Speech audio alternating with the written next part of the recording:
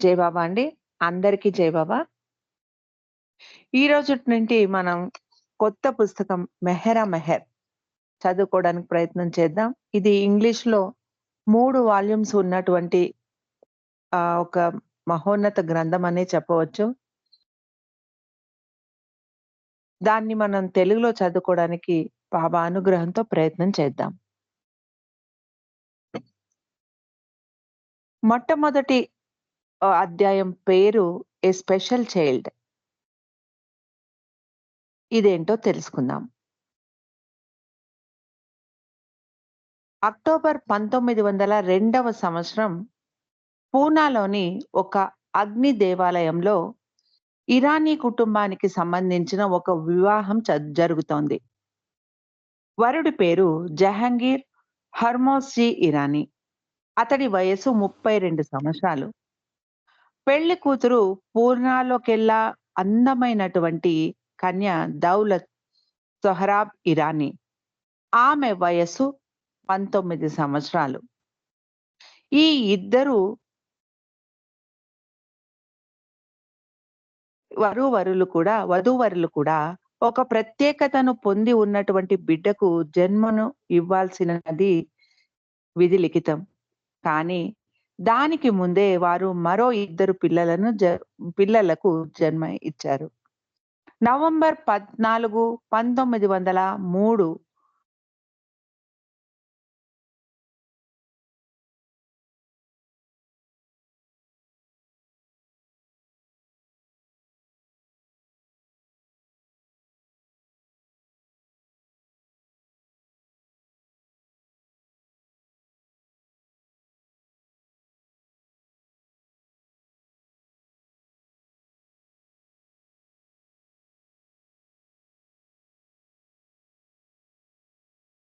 తంగా బాబా ఆమెకు ఈ పేరును సూచించారు.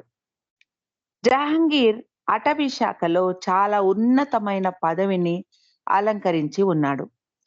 ఫిరోజా పుట్టిన తర్వాత అతడిని సుక్కూర్ అన్న ప్రాంతానికి బదిలీ చేయడం జరిగింది.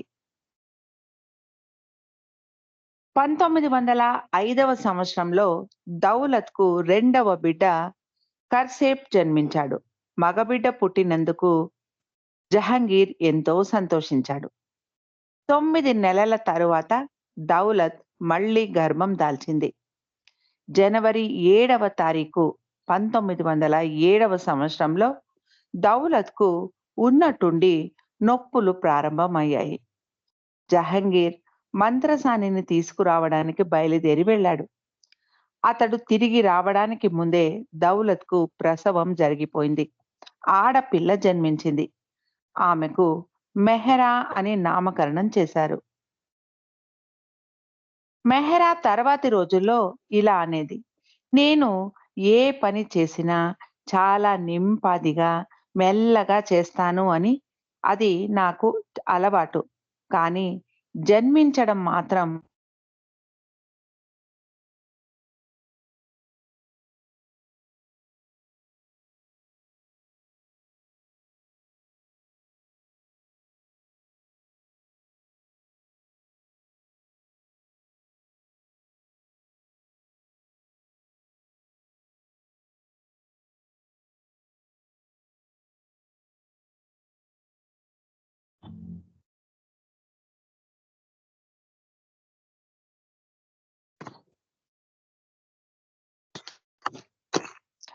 అప్పటి జొరాస్ట్రియన్ సాంప్రదాయంలో బిడ్డ పుట్టగానే జాతక చక్రం వ్రాయించడం ఆనవాయితీ.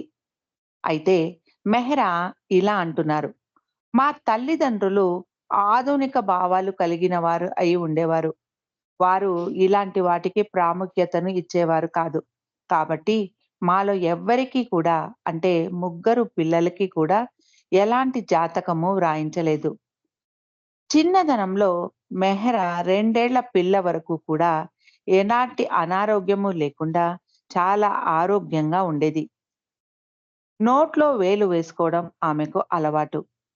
మెహ్రాకు 11 నెలల వయసు వచ్చినప్పుడు ఆమె సోదరుడు కర్సేప్ తీవ్రమైన జబ్బు పడి చనిపోయాడు.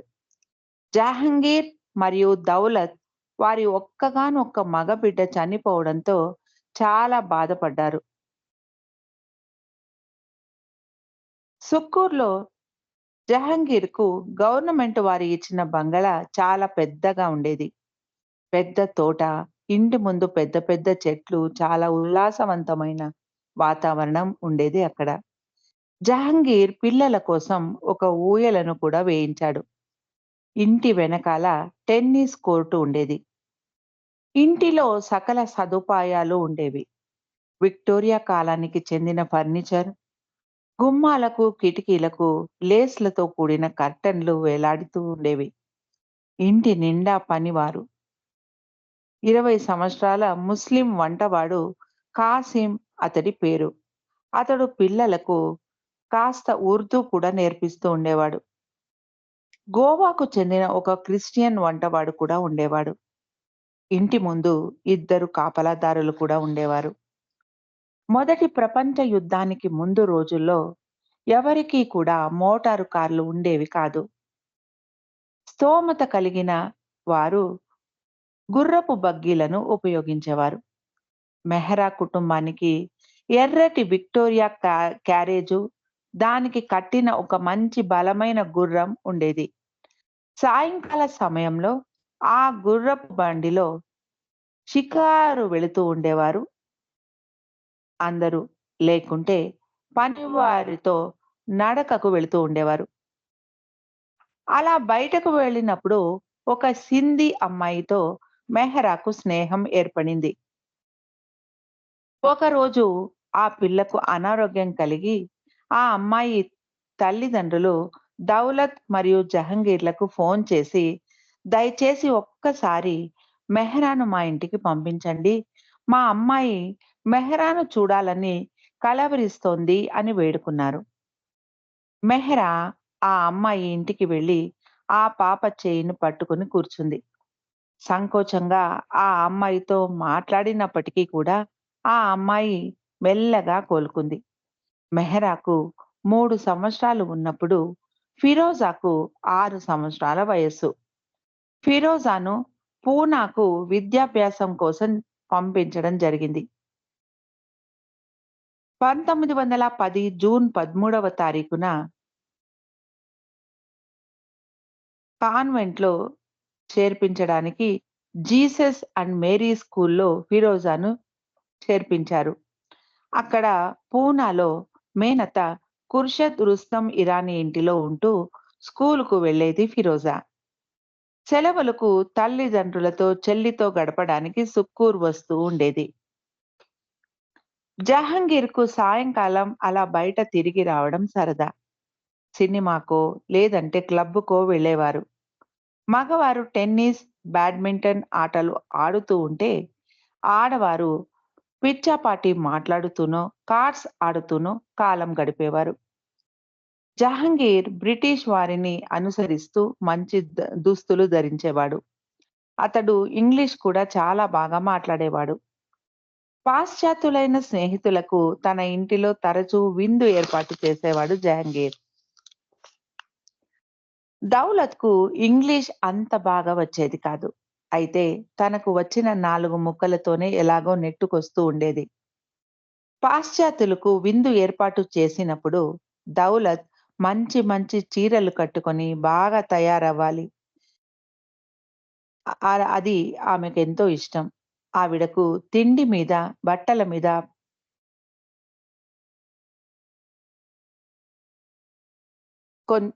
ఇష్టం ఉండేది కాదు. మా అమ్మ చాలా సాదాసీదాగానే ఉండేది అంటారు మెహ్రా. ఆవిడ పెద్ద పెద్ద కళ్ళు ఆవిడకు పెద్ద పెద్ద కళ్ళు ఉండేవి. వాటిలో ఎన్నో భావాలు పలికేవి అంటారు మెహ్రా. అలాగే నా తల్లితో నాకు చాలా మంచి చనువు ఉండేది. నా తండ్రి కన్నా. మా అక్కకు మాత్రం మా నాన్నతో బాగా చనువు ఉండేది అని మెహ్రా చెబుతూ ఉండేది. మెహ్రాకు మంచి ఆహారం, మంచి దుస్తులు ధరించడం అంటే ఎంతో ఇష్టం. ఈ గుణం తన తండ్రి నుండి వచ్చింది అంటారు మెహ్రా. మెహ్రా తండ్రి జహంగీర్ 6 అడుగుల 3 అంగుళాల పొడవు ఉండేవాడు. చాలా బలశాలి. దౌలత్ అతడి భుజాల వరకు కూడా వచ్చేది కాదు. మెహ్రా కూడా తన తల్లిలాగే పొడుగరి కాదు. మెహ్రా అభిరుచులు తండ్రిని పోలి ఉన్నా, ఆవిడ ఆకారం, రూపం చాలా మటుకు తల్లి దౌలత్‌ను పోలి ఉండేది. స్వభావం కూడా తల్లిలాగే ఉండేది. జహాంగీర్‌కు సంగీతం అంటే చాలా ఇష్టం. అతడు సితార్ బాగా వాయించేవాడు. మెహ్రాకు 4 సంవత్సరాల వయస్సులో ఒక కార్పెట్ పైన కూర్చొని రంగురంగుల బట్టలు ధరించిన బొమ్మలతో ఆడుకుంటూ ఉండగా, తన తండ్రి సితారు వాయిస్తూ ఉండడం తనకు బాగా అన్నీ గుర్తు చేసుకుంటారు మెహ్రా. ఒక హిందూ గురువు వారానికి 2 సార్లు ఇంటికి వచ్చి జహాంగీర్‌కు సితారు నేర్పించేవాడు. అతడు చాలా అమాయకుడు. భోళా మనిషి. జహంగీర్ అతడిని బాగా ఆట పట్టించేవాడు. ఒకసారి అందరూ ఇంటి ముందు వరండాలో కూర్చొని ఉండగా, జహంగీర్ మెల్లగా అక్కడి నుండి తిన్నగా మేడ మెట్ల మీద పైకి వెళ్లి, అక్కడ నుండి ఒక పెద్ద గుమ్మడికాయను సరిగ్గా ఆ టీచర్ కుర్చీ పక్కన పడేటట్టు జారవిడిచాడు. అది పెద్ద శబ్దం చేస్తూ ముక్కలైంది. ఆ శబ్దానికి టీచర్ ఉలిక్కిపడి కుర్చీ నుండి కింద పడిపోయాడు. అందరూ సరదాగా నవ్వుకున్నారు. ఇంకొకసారి ఆ టీచర్ భోజనానికి వచ్చినప్పుడు ఆల్బర్కా అన్న పళ్ళ మీద క్రీమ్ వేసి అందరికీ వడ్డించాడు జహంగీర్. కానీ మాస్టారు గారికి మాత్రం అచ్చు ఆ పళ్ళలాగే ఉండే పేర్స్ సబ్బును చిన్న ముక్కలుగా చేసి వడ్డించడం జరిగింది. పాపం ఆ మాస్టారు అది తెలియక తన కోసం ప్రత్యేకంగా వడ్డించిన ఆ పండు ముక్కను నోట్లో వేసుకొని నమిలాడు. ఇది చూసి అందరూ నవ్వుకున్నారు. కానీ ఆ మాస్టారు చాలా మంచివాడు మరియు అమాయకుడు. కోపగించుకోకుండా దీన్ని తేలికగానే తీసుకొని ఆయన కూడా నవ్వేశాడు. పగలంతా ఎండలో పని చేసి, సాయంత్రం ఇంటికి వచ్చిన తర్వాత గ్రామఫోన్‌లో సంగీతం వినడం జహాంగీర్‌కు చాలా ఇష్టం. తన పిల్లలకు కూడా చిన్న పిల్లలు నచ్చేటటువంటి పాటల రికార్డ్స్ తెచ్చి వేసేవాడు. ఒకసారి వేసవిలో మెహ్రాకు 3 సంవత్సరాల వయసు ఉన్నప్పుడు కుటుంబ సభ్యులందరూ 250 మైళ్ళ దూరంలో గల క్వెట్టాకు వెళ్లారు. ఆ ప్రదేశాన్ని అంతా చూసిన తర్వాత ఒక ఫోటో స్టూడియోలో అందరూ కలిసి ఒక ఫోటో తీసుకున్నారు. అలాగే మెహ్రా, ఫిరోజా ఇద్దరే ఉన్న మరొక ఫోటో కూడా తీయించారు. జహంగీర్‌కు జీవితాన్ని సంతోషంగా ఆస్వాదించడమంటే చాలా ఇష్టం. ఇంటికి బంధువులు ఎవరైనా వస్తే వాళ్ళని చుట్టుపక్కల ప్రత్యేకమైన ప్రదేశాలకు తీసుకొని వెళ్ళేవాడు. నదిలో పడవ విహారం చేయించేవాడు. ఆ నది గట్టు మీద హిందూ సంతు సద్బెలా ఆశ్రమం ఒకటి ఉండేది. ఒక దేవాలయం కూడా ఉండేది. దేవుడి సన్నిధిలో అగరవత్తులు వెలుగుతూ సువాసన వెదజల్లుతూ ఉండేవి. గోడల మీద సద్గురువుల ఫోటోలు తగిలించబడి ఉండేవి. తన తండ్రికి మెహర్ బాబాతో తెలియకుండానే ఏదో సంబంధం ఉండి ఉండేది. అందుకే తన ఇంటికి వచ్చిన బంధువులను అతడు తప్పకుండా సద్బెల్లా సన్నిధికి తీసుకొని వచ్చేవాడు అని మెహ్రా తర్వాత రోజుల్లో అంటూ ఉండేది. మహమ్మద్ ప్రవక్తకు సంబంధించిన తల వెంట్రుకలు సుక్కూర్‌లోని ఒక మసీదులో భద్రపర భద్రపరచబడి ఉండేవి. జహంగీర్ తన కుటుంబంతో కలిసి వాటిని చూడడానికి ఆ మసీదుకి వెళ్ళేవాడు. అక్కడ ఉన్నటువంటి పూజారి తమకు మహమ్మద్ వెంట్రుకలను చూపించమని అడగగానే అతడు చాలా సంతోషిస్తూ లోపలికి వెళ్ళేవాడు. వేరే మతానికి చెందిన వారు కూడా తమ ప్రవక్త వెంట్రుకలు చూడాలనుకోవడం అతడికి ఎంతో సంతోషాన్ని కలిగించేది. అతడు ప్రార్థనలు పఠిస్తూ ఎంతో గౌరవ మర్యాదలతో వినయంగా లోపల ఇనుప వాకిళ్లు గల అలమరాలో నుండి ఒక పెద్ద పెట్టెను బయటికి తీశాడు. మరొక పూజారి ఆ పెట్టె మీద దుమ్ము పడకుండా విసరసాగాడు. పూజారి ఆ బాక్స్‌ను తీసి అందులో ఉన్న మరొక బాక్స్ తీశాడు. అలా ఒక్క బాక్స్‌లో మరొక బాక్స్ ఇలా 4 బాక్సులు తీసిన తర్వాత ఒక చిన్న చెక్క బాక్స్‌లో ఒక తెల్లటి వెంట్రుక ఒక నల్లటి వెంట్రుక కనిపించింది. అందులో అందరూ దాన్ని దూరం నుండే చూసి నమస్కరించారు. సుక్కూర్లో వేడి అధికంగా ఉంటుంది కాబట్టి, ఆ వెంట్రుకను అన్ని బాక్సులో వేసి భద్రపరిచారు అంటూ జహంగీర్ తరువాత వివరించాడు. తరువాత రోజుల్లో మెహరా ఇలా అనేది, "ఇది ఎంత విచిత్రం కదా! నేను చిన్నతనంలో మహమ్మద్ తల వెంట్రుక చూడడానికి వెళ్ళాను. ఒకరోజు సాక్షాత్తు ఆ అవతార పురుషుడి తల దువ్వే మహాభాగ్యమే నాకు కలుగుతుంది అని నాకు అప్పుడు తెలియదు" అనేది మెహరా. ఈ అనుభవాన్ని గుర్తుపెట్టుకొని మెహ్రా బాబా తల దువ్వినప్పుడు వచ్చిన వెంట్రుకలను ఎంతో భక్తి శ్రద్ధలతో దాచిపెట్టి బాబా ప్రేమికులకు ఇస్తూ వాటిని జాగ్రత్తగా భద్రపరుచుకోమని చెప్పేది. సుక్కూర్ నుండి జహంగీర్‌ను వేరే ప్రదేశానికి బదిలీ చేయడం జరిగింది. ఆ ఊరికి వెళ్ళాలంటే దట్టమైన అడవి గుండా ప్రయాణించాలి. అక్కడికి రోడ్డు కూడా లేనందున ఒంటెల మీద ప్రయాణించి వెళ్లారు. 4 సంవత్సరాల మెహరాకు ఇది బాగా గుర్తు. మరి అదీ కాకుండా ఇది చాలా కొత్త అనుభవం కూడా మెహరాకు. ఎక్కడ పడిపోతానో అని చాలా భయపడింది మెహ్రా. తన తండ్రి నడుమును గట్టిగా ఒక కోతి పిల్లలాగా హత్తుకొని కూర్చొని రాత్రిళ్ళు ప్రయాణం ఆపివేసి టెంట్లు వేసుకొని నిద్రించి మళ్ళీ పగలు ప్రయాణం కొనసాగించేవారు. తన తండ్రి గురించి చెబుతూ మెహ్రా ఇలా అంటారు. "నా తండ్రి చాలా బలశాలి మరియు ధైర్య సాహసాలు కలవాడు. దేనికి భయపడేవాడు కాదు. తన కుటుంబం, పిల్లలు అంటే అతడికి చాలా ప్రేమ. తన ఇద్దరు ఆడపిల్లలను ఎంతో అమితంగా ప్రేమించేవాడు.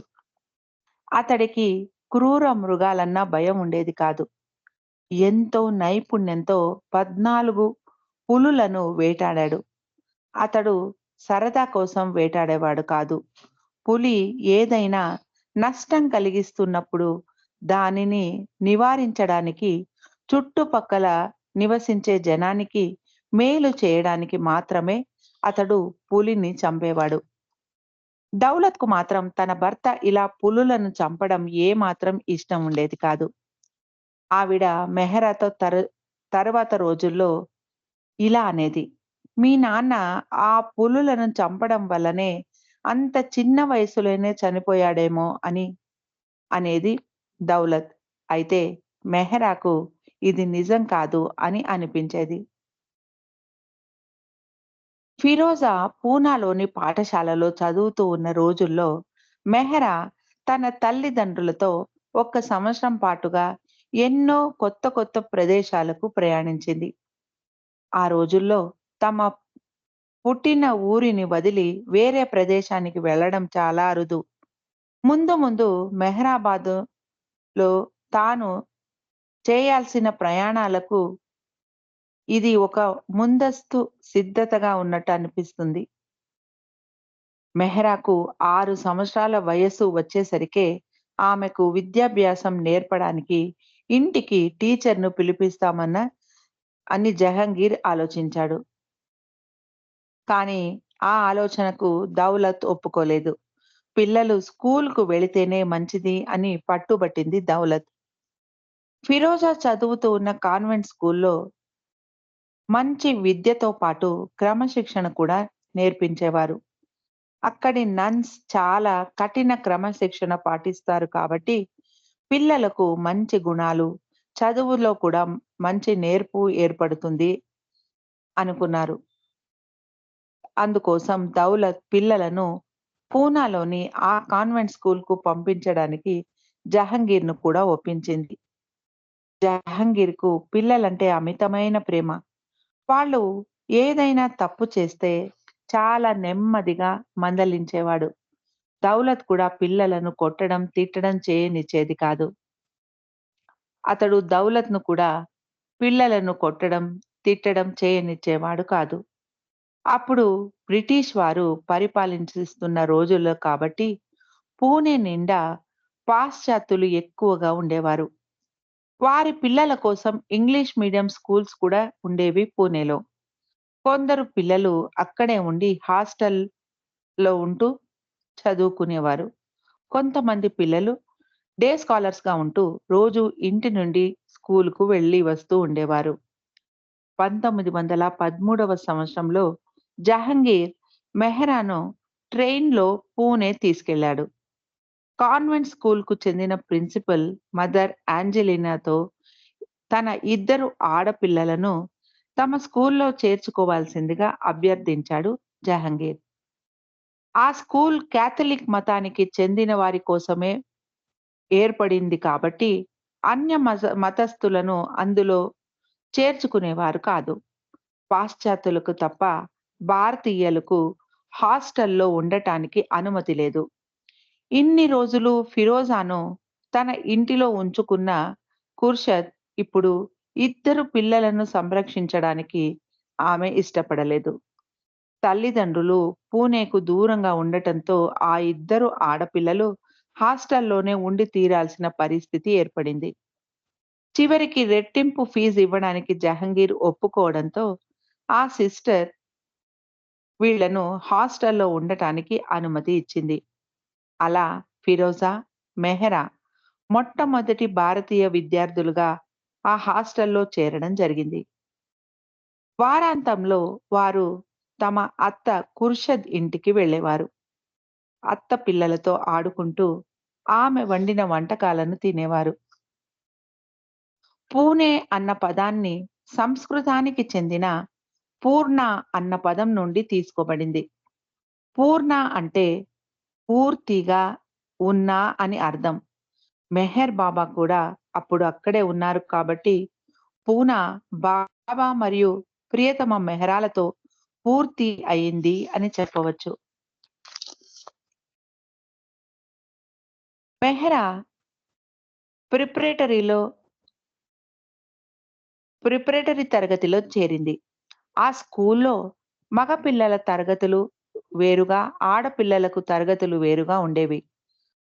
స్కూల్ రిజిస్టర్‌లో మెహ్రా పేరును మేరీ ఇరానీ అని రాయించడం జరిగింది. స్కూల్ టీచర్స్ మరియు తోటి పిల్లలు మెహ్రాను మేరీ అని పిలిచేవారు. 7 సంవత్సరాలు మెహ్రా ఇదే పేరుతో మేరీ అని పిలువబడింది. ఫిరోజాకు మాత్రం తన నామధేయమే ఖరారుగా ఉండేది. ఆమె మెహర్ బాబా దగ్గరికి వచ్చిన తరువాత బాబా ఫిరోజా పేరును ఫ్రీనీగా మార్చారు. మెహ్రాకు తనను మేరీ అని పిలవడం సమ్మతమే. తనకు 6, 7 సంవత్సరాల వయసు వచ్చినప్పుడు తన తల్లిని అడిగేది మెహ్రా. నాకెందుకు ఇంత సరళమైన పేరు పెట్టావు? వేరే పిల్లల పేర్లు ఎంత బాగున్నాయి అని అనేది మెహ్రా. అప్పుడు తల్లి నీకే గనుక అవకాశం ఉంటే ఏ పేరును కోరుకుంటావు అని మెహ్రాను అడిగితే, నాకే గనుక ఎంపిక చేసుకునే అవకాశం ఉండి ఉంటే నేను నర్గీస్ అన్న పేరును ఎంచుకునేదాన్ని అని మెహ్రా అనేది. లేకుంటే కతాయున్ లేక త్రితి అన్న పేర్లు తనకు ఇష్టం అనేది మెహ్రా. కతాయున్, త్రితి జొరాస్టర్ కూతుళ్ళు. అయితే చాలా కాలం తరువాత తన పేరు ఎంత పరిపూర్ణమైనదో, తన ప్రియతముడు మెహర్ బాబా పేరుకు ఎంత దగ్గరగా ఉన్నదో మెహ్రా గుర్తించింది. మెహ్రా చదువులో పెద్ద నైపుణ్యం కలిగి ఉండేది కాదు. పెందరాళే లేచి రెడీ అయ్యి క్లాస్‌కు హాజరయ్యేది. మెహ్రాకు స్కూల్లో ఎన్నో ఇంగ్లీషు పాటలు కూడా నేర్పించేవారు. అక్కడ నేర్పే వారందరూ కూడా స్త్రీలే అయి ఉండేవారు. వాళ్లకు యూనిఫార్మ్స్ కూడా ఉండేవి కాదు. పొడవు చేతులు గల బ్లౌజులు వేసుకొని స్కర్ట్ వేసుకోవడం, మెహరాకు అక్కడ అలవాటుగా మారింది. స్కూల్లో మంచి నడవడిక మరియు క్రమశిక్షణ నేర్పించేవారు. అక్కడి నన్స్ చాలా మంచివారు. పిల్లల్ని బాగా చూసుకునేవారు. మెహరాకు ఆ స్కూల్‌లోని వాతావరణం ఎంతో నచ్చేది. ఆ స్కూల్ ఆవరణలోనే ఒక చర్చ్ కూడా ఉండేది. అక్కడ తాజా లిల్లీ పూలు ఎంతో బాగా అమర్చబడి ఉండేవి. క్రిస్టియన్ మతానికి చెందిన పాటలు కూడా మెహ్రా పాడడం అక్కడ నేర్చుకుంది. ఫిరోజా మెహ్రాను ఎంతో అక్కరగా చూసుకునేది. ఎవరైనా పిల్లలు మెహ్రాను ఏడిపిస్తే ఫిరోజా వాళ్ళతో పోట్లాడి మెహ్రాకు అండగా నిలబడేది. మెహ్రాకు చదువులో కూడా సహాయం చేసేది ఫిరోజా. మెహ్రా తనకు జ్ఞాపకశక్తి అంత బాగా ఉండేది కాదు అంటూ ఒక పద్యం నేర్చుకోవాలంటే తనకు చాలా రోజులే పట్టేది అని చెబుతూ ఉండేది.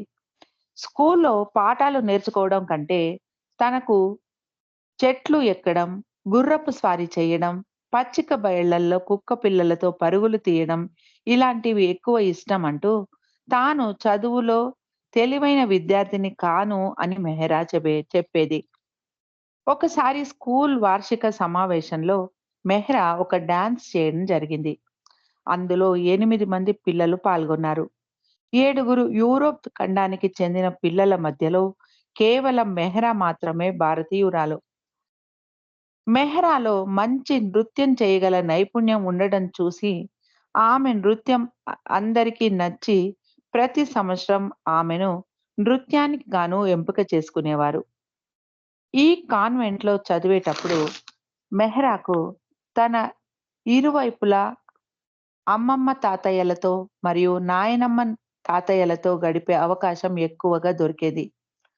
ఆమె ఇద్దరు తాతయ్యలు పర్షియా దేశంలోనే పుట్టి, అక్కడే పెరిగి, వివాహం తరువాత ఇండియా వచ్చి పూణేలో స్థిరపడినవారు.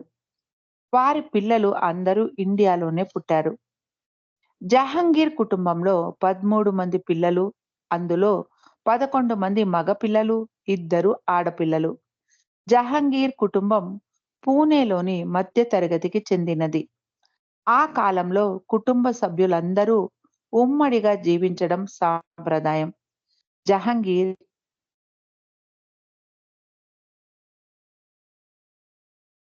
మినహాయించి అందరూ పూణేలో ఒకే ఇంటిలో నివసిస్తూ ఉండేవారు. జహంగీర్ తండ్రి పేరు హార్మోస్ ఇరానీ. అతడు పొడుగ్గా, మంచి రంగుతో ఉండేవాడు. తెల్లటి గడ్డం పెంచేవాడు. అతడు మంచి స్వభావం కలిగిన వ్యక్తి. అందరితో ఎంతో మంచి వైఖరితో మెలిగేవాడు. అతడికి చదువు రాకపోయినా మంచి తెలివితేటలు ఉండేవి. వ్యాపారంలో నైపుణ్యం ఉండేది. అతడు చాపలు, గుడ్లు విక్రయించేవాడు. బొంబాయి నుండి ఐస్‌లో ప్యాక్ చేయించి ప్రత్యేకంగా తెప్పించిన చేపలను పూణేలో అమ్ముతూ ఉండేవాడు. అతడి వ్యాపారం ఎంతో అభివృద్ధి చెంది ఉండేది. తర్వాత కొన్ని రోజులకు హర్మోస్‌జీ ఐస్ ఫ్యాక్టరీ కూడా ప్రారంభించాడు. ఒకటి షోలాపూర్‌లో, మరొకటి మద్రాస్‌లో ఉండేది. పిల్లలిద్దరికీ వారాంతంలో సెలవులు గనక అమ్మమ్మ ఇంటికి, నాయనమ్మ ఇంటికి వెళుతూ ఉండేవారు. మెహరాకు తన నాయనమ్మ ఇల్లు అంతగా నచ్చేది కాదు. అక్కడ గుట్టలు గుట్టలుగా గుడ్లు పేర్చబడి ఉండేవి. రోజూ చేపలు, గుడ్లే వండేవారు. మెహ్రాకు అస్సలు నచ్చేది కాదు. అంతేకాకుండా ఇంటి నిండా జనాలు ఉండేవారు. ఇంటికి వచ్చే పోయేవారు బంధువులతో ఇల్లు మొత్తం కోలాహలంగా ఉంటూ ఉండేది. అయితే తన పెదనాన్న, చిన్ననాన్న పిల్లలతో ఆడుకోవడం మెహ్రాకు ఎంతో సరదాగా ఉండేది. చిన్నతనం నుండి మెహ్రాకు శారీరక శ్రమ చేయడం చాలా ఇష్టం. ఆమెకు మంచి బలం కూడా ఉండేది. బుద్ధి బలం కన్నా శారీరక బలం ఆమెకు ఎక్కువగా ఉండేది. గుర్రపు స్వారీ మొదలైనవి ఎంతో ఇష్టంగా చేసేది మెహ్రా. తోటి పిల్లలతో ఆటలు ఆడుకోవడం తప్పించి తన నాయనమ్మ ఇంటిలో మెహ్రాకు మరి ఏది ఇష్టం ఉండేది కాదు. కాబట్టి అక్కడికి వెళ్ళడానికి అంతగా సుముఖత చూపించేది కాదు మెహరా. తన అమ్మమ్మ షిరీన్ అంటే మెహరాకు చాలా ఇష్టం. ఆమె కూడా మెహరాను ఎంతో ప్రేమించేది. అప్పుడు వాళ్ళు రాయల్ హోటల్ నడుపుతూ ఉండేవారు. వారి నివాసం కూడా అక్కడే ఉండేది. మెహరా తల్లి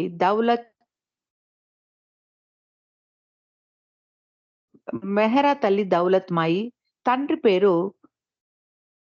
సౌరవ్ సహరబ్ సల్మస్ ఇరానీ. అతడు ఇరాన్‌లో ఉండగా వంట పని చేసేవాడు.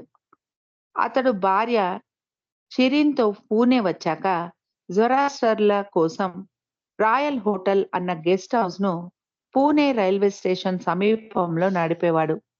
వారికి 7గురు సంతానం. నలుగురు మగపిల్లలు, ముగ్గురు ఆడపిల్లలు. అందరికన్నా పెద్దవాడు అర్దేషీర్, తర్వాత ఖుర్షద్, దిన్‌షా, ఫ్రీని, దౌలత్, మెహర్వాన్, ఆఖరున రుస్తుం. వారు తమ మాతృభాష అయిన దరీ భాషలోనే ఎక్కువగా మాట్లాడేవారు. గుజరాతీ భాషను కూడా నేర్చుకున్నారు. అమ్మమ్మ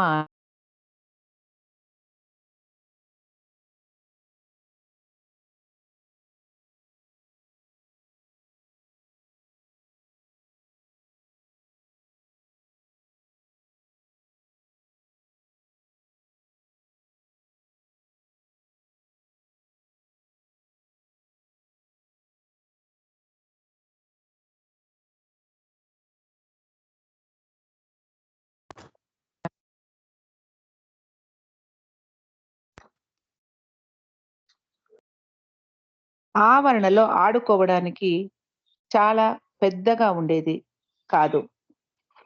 అందుకే దగ్గరే నివసిస్తూ ఉన్న మేనత్త కూతురు గులు ఇంటికి ఆ పిల్లలిద్దరూ వెళ్ళేవారు. అక్కడ దగ్గరగా ఉన్న కొంతమంది యూరోపియన్ పిల్లలు కూడా ఆడుకోవడానికి వచ్చేవారు. వారి ఇల్లు రేస్ కోర్స్ దగ్గరగా ఉండేది. ఒక్కొక్కసారి పిల్లలిద్దరూ గులార్ రేస్ కోర్స్ చూడడానికి పిల్లలిద్దరిని తీసుకొని వెళ్ళేది.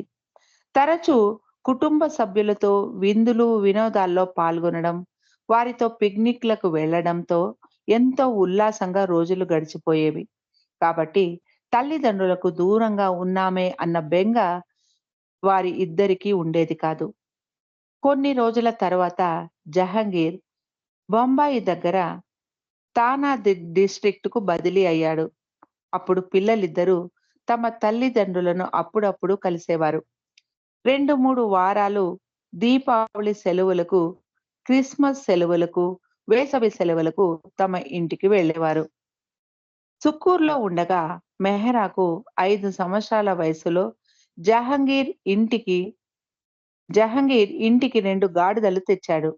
పిల్లలిద్దరిని గాడిద మీద కూర్చొని బ్యాలెన్స్ చేస్తూ స్వారీ చేయడం నేర్పించాడు. ఒక్క సంవత్సరం తర్వాత జహంగీర్ చిన్న గుర్రపు పిల్లను కూడా తెచ్చాడు. ఇద్దరికీ గుర్రపు స్వారీ నేర్పించాడు. సినిమాలు, షికార్లు లేని మారుమూల ప్రాంతంలో నివసిస్తూ ఉన్న వీరికి ఇది ఒక పెద్ద వినోదం కలిగించింది. ఒకసారి ఫిరోజా గుర్రపు స్వారీ చేస్తూ ఉండగా, ఆ గుర్రం చాలా వేగంగా పరుగు తీయడంతో ఫిరోజా పట్టు తప్పి కింద పడిపోయింది. ఎలాగో గుర్రం ముందు కాళ్లను గట్టిగా పట్టుకొని అది వేగం తగ్గించిన తరువాత నెమ్మదిగా దిగింది ఫిరోజా. ఇంకొకసారి మెహరా ఎక్కిన గుర్రం కూడా ఇలాగే వేగంగా పరిగెత్తసాగింది. మెహరా చిన్నపిల్ల కాబట్టి దాన్ని నియంత్రించలేకపోయింది. గుర్రానికి శిక్షణ ఇచ్చిన వ్యక్తి పక్కనే ఉండటంతో అతడు పనివారితో మాట్లాడుతూ ఇది గమనించలేదు. ఆ గుర్రం వీపు మీద గట్టిగా పట్టుకొని కూర్చుంది మెహరా. మెహరా తల ఒ ఒక చెట్టు కొమ్మకు తగిలి ఆమె ధరించిన టోపీ కింద పడిపోయింది. అదృష్టవశాత్ ఆ కొమ్మ కొంచెం పైకి ఉంది కాబట్టి మెహరా తలకు ఎలాంటి గాయము కాలేదు. తర్వాత ఈ విషయం తల్లిదండ్రులకు తెలిస్తే ఆ వ్యక్తిని మందలిస్తారని పిల్లలిద్దరూ చెప్పకుండా జాగ్రత్త పడ్డారు. జహాంగీర్ గుజరాత్‌లోని జూనాగఢ్‌కు బదిలీ అయ్యాడు. అక్కడ పెద్ద గవర్నమెంట్ బంగళాలో వీరికి బస. ఆ ఊరు చాలా సాంప్రదాయకమైన వాతావరణం గల చిన్న పట్టణం. ఇది గిర్నార్ మరియు దాతర్ కొండల మధ్యలో ఉండేది. మంచి ఉద్యానవనాలు కూడా ఉండేవి. జూ కూడా ఉండేది అక్కడ. ఆ జూ గిర్నార్ సింహాలకు ప్రత్యేకం. ఫిరోజా అప్పుడు కాన్వెంట్‌లో పియానో నేర్చుకుంటూ ఉండేది. సెలవులకు ఇంటికి వచ్చినప్పుడు ప్రాక్టీస్ చేయడానికి వీరి ఇంటిలో పియానో లేదు కాబట్టి, జహంగీర్ ఒక బ్రిటిష్ మతానికి చెందినటువంటి బ్రిటిష్ వనితను అనుమతి కోరి, ఆవిడ ఇంటిలో గల పియానోను ప్రాక్టీస్ చేయించడానికి తీసుకొచ్చాడు. ఫిరోజా పియానో వాయిస్తూ ఉంటే జహంగీర్ ఎంతో ఇష్టంగా వినేవాడు. తనకు ఎంతో ఇష్టమైన 'హోమ్ స్వీట్ హోమ్' అన్న పాటను మరీ మరీ కోరి వినేవాడు జహంగీర్. జహంగీర్‌కు విహారాలకు వెళ్ళడం చాలా ఇష్టం గనుక తన కుటుంబాన్ని జూనాగఢ్ దగ్గర ఉన్న గిర్నార్ కొండలు చూడడానికి తీసుకెళ్ళాడు. 3666 అడుగులు ఎత్తుగల ఆ కొండలు భారతదేశంలోనే చాలా ప్రాశస్త్యం పొందినవి. పురాతన జైన్ దేవాలయాలు, ఒక శివుడి గుడి కూడా అక్కడ ఉన్నాయి. బాబా కూడా ఈ కొండలను సందర్శించినప్పుడు అందరూ అవతారులు ఇక్కడికి వచ్చి ఉన్నారు అని తెలియజేశారు.